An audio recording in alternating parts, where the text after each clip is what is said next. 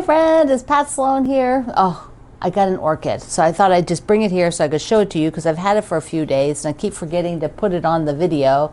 Look at this. So I bought my first orchid, I think last February, maybe around Valentine's Day, like this time.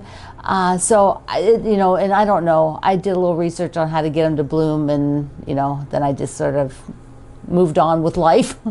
So I still have it. You'll see it when we do the tour at the end here.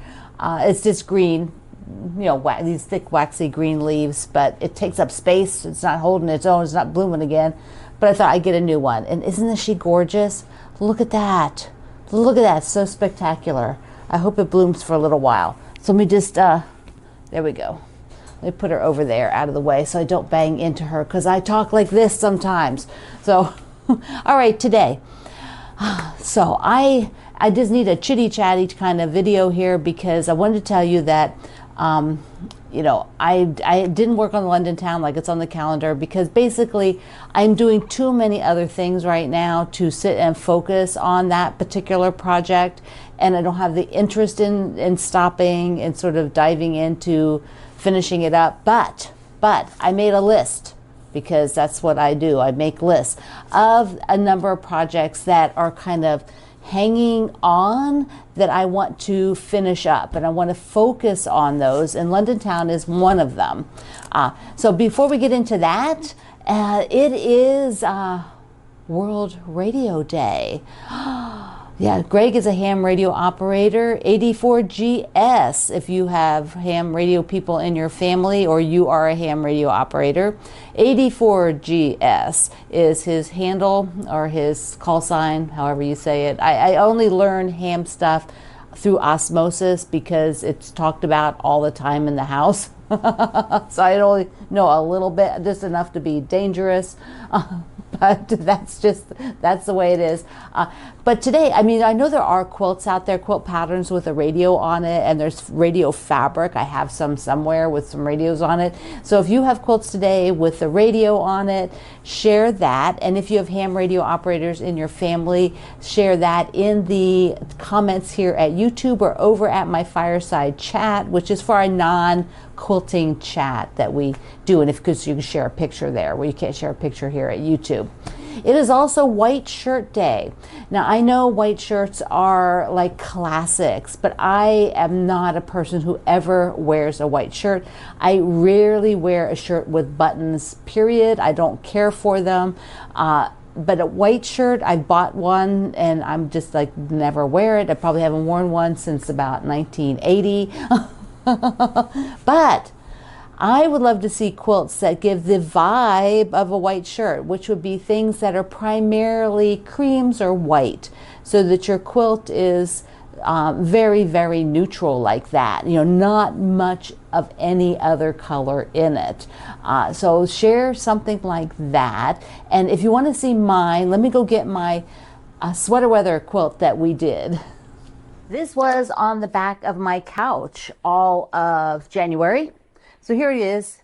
So it is a lot of background fabrics that are white based, and then the accent of the little blue pieces. My backing is my Harmony wide back from Benartex in that blue, that medium blue. But here, look how awesome.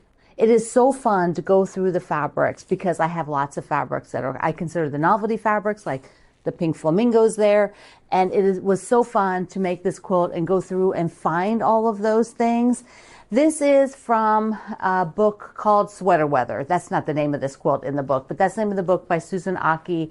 And it is long out of print. The publisher is gone, but sometimes there's a few on Amazon, so I will link you to the book and there might be a couple there. You never know, you never know. I love that quilt so much. I would do that style quilt again with primarily those lights so that I could use my collection. I think that's sort of fun. Do it with maybe a different style, block next time. Who knows? Okay, so Susan won the Riccar vacuum. Her favorite feature was where it could fold flat to get under things, and it has been shipped to her. She is so excited. Yay! So there you go. And if you are still looking for a new vacuum and you want to try that out, you saw my video the other day on it. The links are in the description box and at the pinned post here. Okay, let's talk about just projects. I am working not only to sort of right size my home and the things I have in my home, taking things that I'm no longer doing, like I've kept, just even though I haven't done them for a long time, I'm sort of right sizing down to what I actually am working on, what I want to work on in the future, and also just even personal possessions, because I'm just sort of doing a lot of the thing. I've done this many, many times over the years, but this is kind of one of those big ones that happens every few years for me. And so like you're going to see the tour of me changing my quilts here at the end, but I have been working on this pretty much since the beginning of January, and sometimes like full days, sometimes just a little bit here and there, but it has been a massive focus. And one of the things, I know that you all have run into this same thing in your lives, be it because you are maybe helping somebody else for a while, or maybe your job is really intense, or you've got a lot of things with your family, your children, your grandchildren. There's just times when you don't get a lot of making in, and when you do have time to make, it's just not something you feel like doing. So it's been a bit of a struggle for me, and while I'm doing this sort of right sizing, to actually get in the sewing. And that's why London Town is suffering a little bit, because it's kind of a very low priority project for me. And same with Lemon Chiffon up there. Look at her. Look at her. She's getting there. She is getting there. So what I did is I made myself a little list. Now I am basically a list maker from way back, since high school. Well, my mom told me one time, well, if you make a list, it might help you. And I'm like, ding, ding, ding, ding, ding. It's like, you just spoke my love language, make a list. So I've been making lists ever since about the 9th grade. What I tend to do is now do everything on the computer, but I often like to do kind of an initial list by hand, because it lets me slow down and think about it, and I kind of sit it out somewhere without having it printed. And just seeing my own handwriting is kind of a different feel for me. So I generally kind of do this for these little short-term things. So what I have on my list is that over the next few weeks, I really want to, once I sort of get this other stuff is sort of almost done for me in the house, I'll take a break. There are other things to do, but I'll take a little break. And I think what I'll do is I'll work on getting Lemon Chiffon done. I took it to my monthly sewing with my friends, in-person sewing with my friends. I took the monthly thing and did a few more of the blocks and kind of got it figured out. And so I know that there's a couple more rows to do. That's pretty much as wide as it is. And then I have I think 1 or 2 more rows than what you see. So it'll be a rectangle. Originally I thought a square. I could stop at a square, but then I thought, well, they tend to be a little bit more usable as a rectangle, so we'll see. I may stop at a square. I also want to do the London blocks. I want to power through and get the rest of the London blocks finished so that project ends. And I have some binding on the shelf and a few UFOs, quilts that need binding, and then a few UFOs that I would like to pull out because they don't have a lot left. And that's kind of where I am. The 100 blocks that we're doing, the Tula Pink 100 blocks book, here it is. Let's see. So I have those next 4 blocks done. Let me show you. You saw them in progress, and there they are finished. I got to use the fun Animal Crossing print up here at the top. I love that. Love that so much. And look at this shaded one. Look how cool that came out. I am so excited. You have that in your head, a vision in your head, how it's going to work out. And sometimes it does, sometimes it doesn't. And this one worked exactly like I hoped it to. It's kind of like a shadow effect. So you see this inner plus, but it's not super in your face. It doesn't blend too much, and it doesn't come towards you too much. Now the next blocks I want to do, oops, let me just set him back there. Come on. The next blocks that I want to do, I want to add a bit more yellow, and I want to do some with a bit of novelty print in them. So I thought we could just take a look. Let me just pull a few out that could be good options. Now these will be paired with a lot of green, so not just an all yellow block. I don't want that. I want the quilt to really read green but have little bits of yellow here and there, because when I decorate for next month, which will go a little bit into spring, it is primarily green quilts, things that really read green.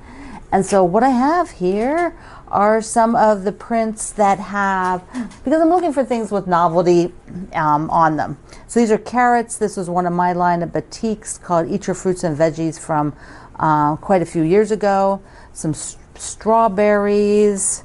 Love this. It's got a lot of pink, so I don't know. That may not make it. It's a lot of pink. Here's some coveted, like I'm just, we were talking about favorite fabric. Well, I love this text, and it's all coffee phrases. I don't even know where that came from. Here's some little chickens, and I've used this a couple times here or there. I still think they're just amazing. A lot of these are much older fabrics, so have fun if you're going to look for them.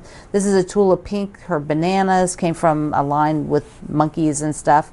Here's the camera print, another coveted one of mine, the camera fabrics, and I've used that here and there. Here's a piece with Easter eggs. So cute, right?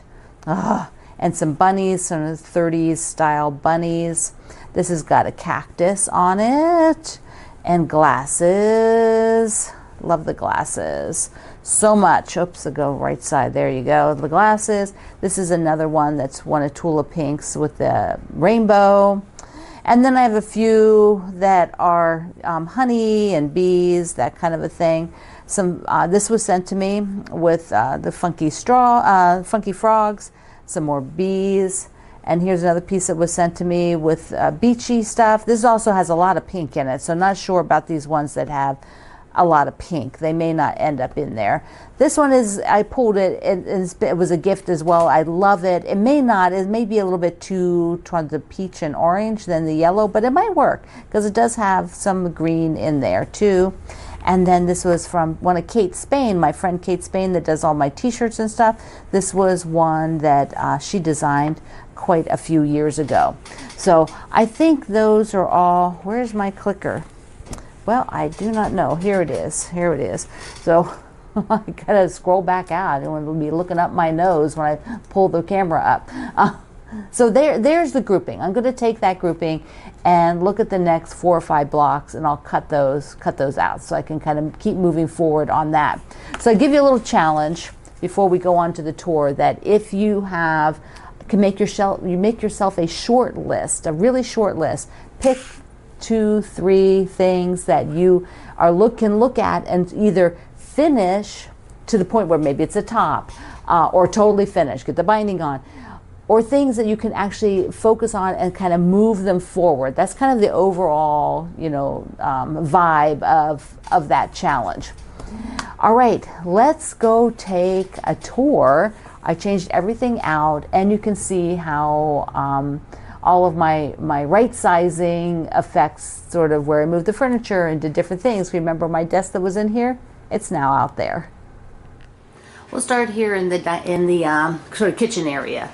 And this quilt was some random blocks plus some blocks from a quilt along from a book by Joanna Figueroa.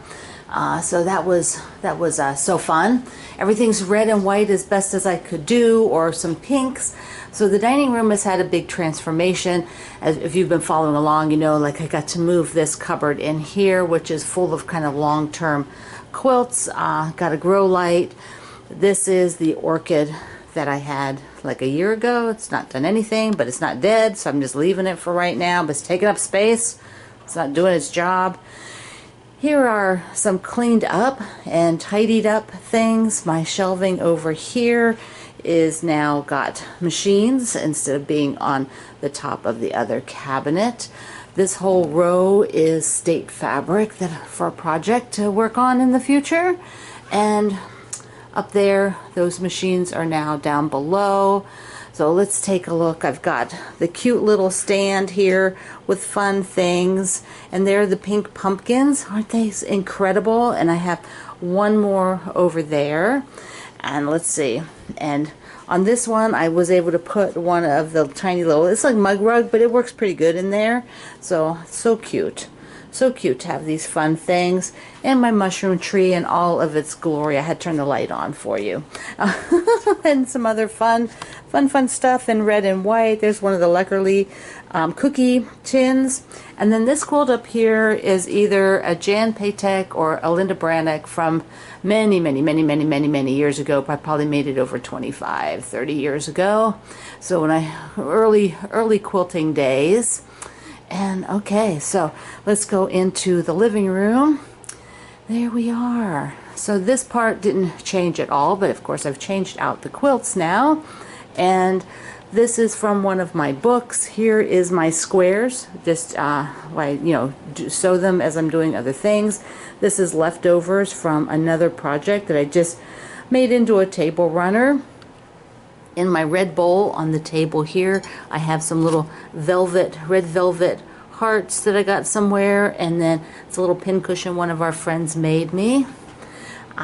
Over in the corner, over on this side, this is one of the banner boxes, door banner boxes, and so I've got some pillows, and then this is actually a long pillow cover. It was a panel, so I just put it on there. I thought that turned out really well. Okay, we'll look there in a second. I've got my ladder, and this is where the one cupboard used to be, and now we took my desk, which was in my studio. Now I got the white desk, which is bigger, and this one is in here, and then the one library quilt that we did during the quilt along. And it just works perfectly. Now it's not red and white, but I think it worked perfectly with the desk and everything. And then Greg bought a new little banker's lamp for there.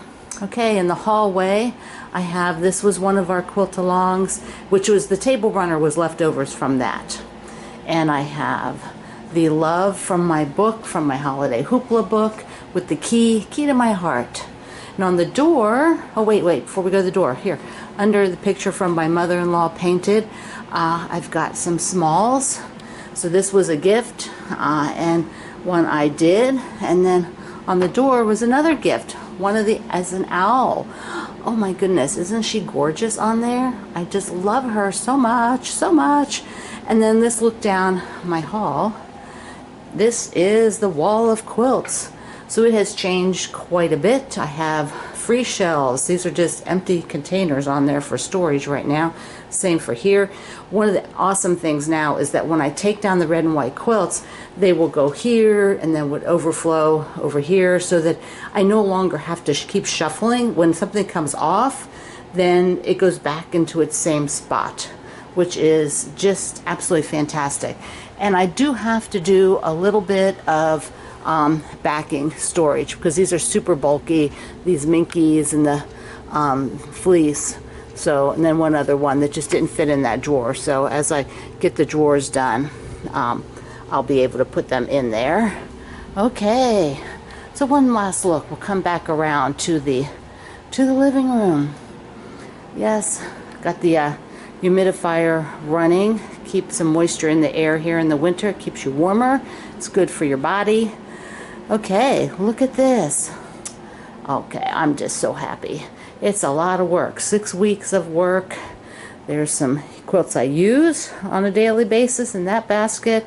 6 weeks of really hard work, and I still have some things I'm working on, but feel like I've come a long way, baby. Come a long way. Okay, let's go in the studio. So coming in the studio from the kitchen, here's the door out to our deck, and there's the gorgeous orchid I just got, the new one. So I'm so excited about that. My friend Kathy crocheted me this. It's so darn cute. So I changed up these two shelves a lot. It may not feel like it to you, but they've lightened them up. They're more display shelves now. I have some of the mugs that we've done, some of the, from my shop with Kate Spain, and just some other really sweet things.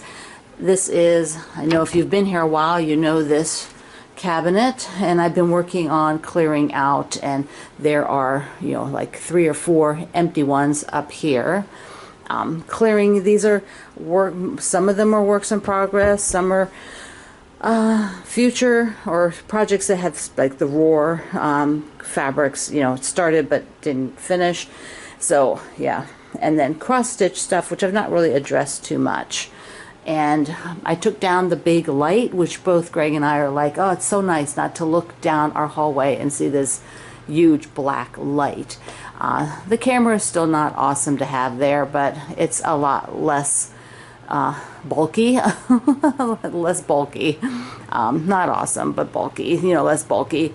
And then I do have the ironing board up right now.